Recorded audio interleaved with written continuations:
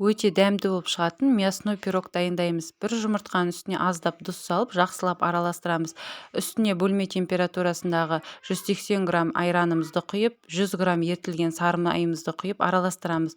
Одан кейін 300 грамм ұнға 1 қасық разрыхитель салып, тестімізді жасайтын боламыз. Қамыр жұмсақ болу қажет, тоңазытқышқа 20 минутқа салып қоямыз. Начинкасына фаршқа жуаны ұсақтап турап, картоп, тұз, бұрыш және де зира салып, жақсылап араластырып қоямыз. Қамырды 2 бөлікке бөлеміз. Астыңғы бөлігін үлкендеу қылып бөлеміз.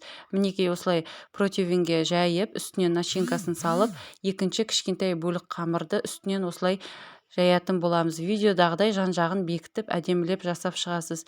Және де вилкамен үстін тесіп, жұмыртқаның сарысын жағып, және де кунжут немесе тімен сеуіп, қызып тұрған 170 градус пеште 35-40 минут көлемінде пісіріп аласыз. Өте дәмді болып шығады.